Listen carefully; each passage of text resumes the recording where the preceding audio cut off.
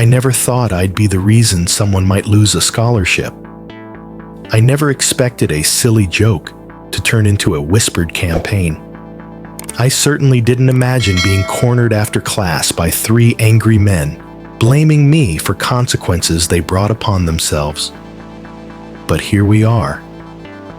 It started with silence. The kind of silence that says more than words ever could. The silence that settles in a room when someone dares to succeed where others expected them to fail. I'm a 23-year-old woman in a male-dominated program at one of the most prestigious universities in the country. On paper, it sounds impressive, but in reality, it's isolating. The men in my course are hyper-competitive, constantly trying to outdo one another, and to them, my presence feels more like an intrusion than an equal.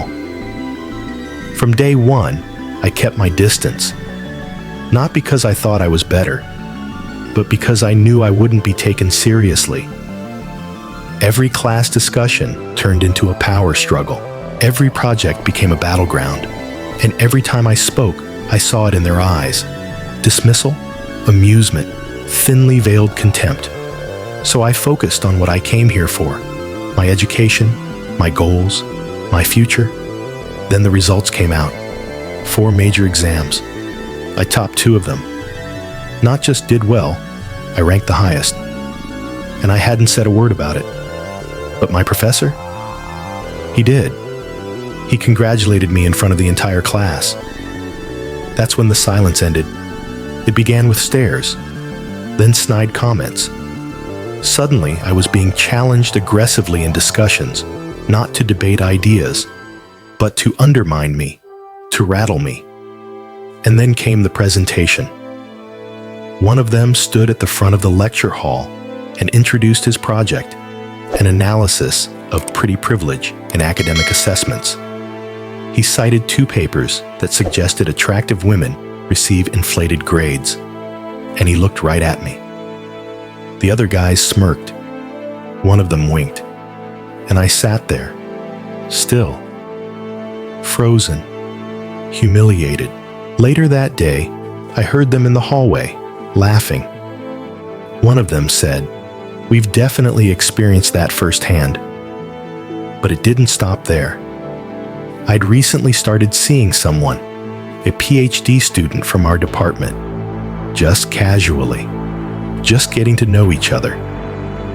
He had nothing to do with our course. But one afternoon, we happened to run into one of my classmates on campus.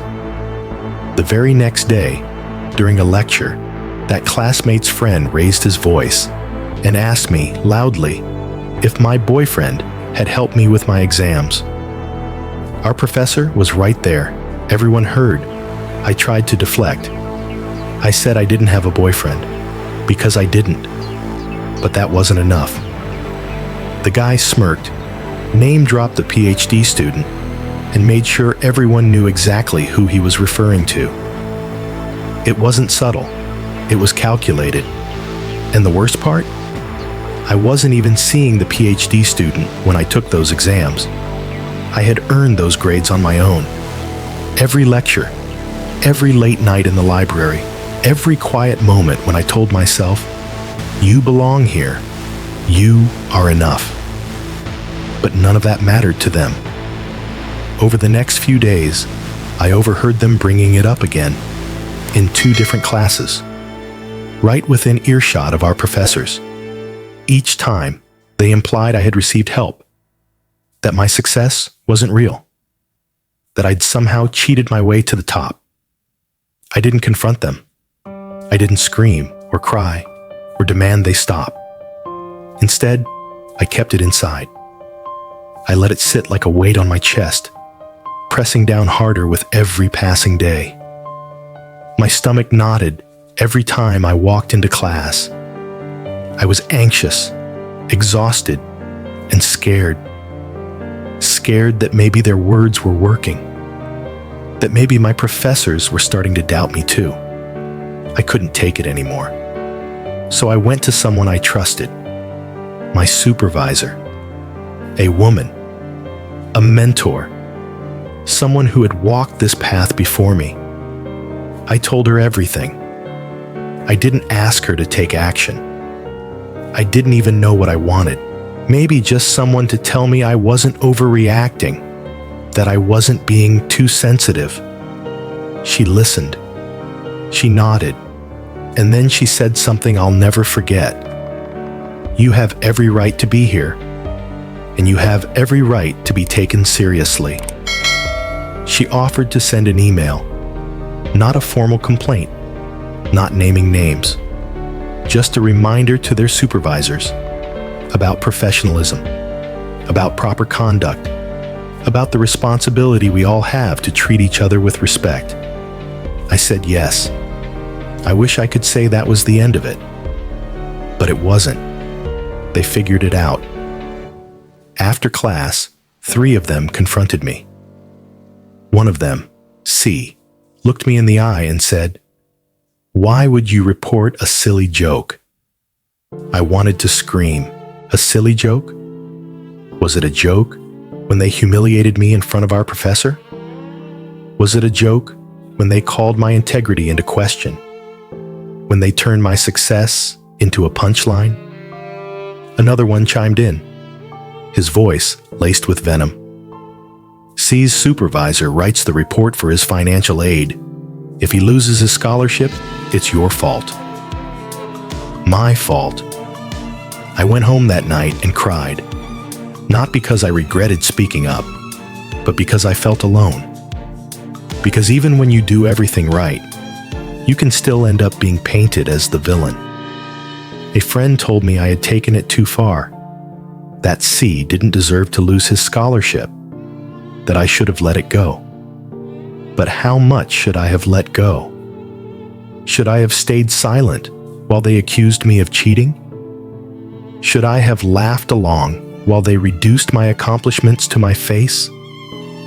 Should I have smiled politely while they whispered lies into the ears of our professors?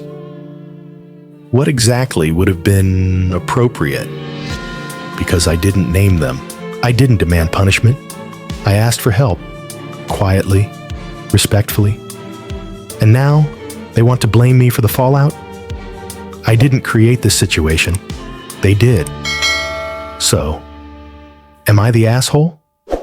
Sometimes, the ugliest truths hide behind the prettiest words. It's just a joke. Don't take it so seriously. You're making a big deal out of nothing. But when a joke is weaponized to discredit, humiliate, or isolate someone, it's not humor. It's harassment. This story isn't just about academic rivalry. It's about power, gender, and the cost of speaking up. About the way some people feel entitled to challenge a woman's success, simply because she dared to exist in their space. What happened to this student wasn't just bullying. It was a form of social sabotage. And the moment she refused to stay quiet, the rules of the game changed. Suddenly, her silence was expected to protect their comfort. But silence is not consent. And discomfort is not injustice. If someone loses a scholarship because their behavior no longer meets the standard of the community they chose to be a part of, that's not punishment. That's accountability. And if you, listening to this, have ever been in a space where your presence was treated as an exception rather than a right, this story is yours too. To all the women in male-dominated fields, to anyone whose success has been chalked up to anything but hard work, you do not owe your silence to those who try to drown out your voice. So tell us, what would you have done? And more importantly, what will you do the next time you see this happen to someone else? This is AITA Story Vault. Subscribe, and let's keep opening the vault together.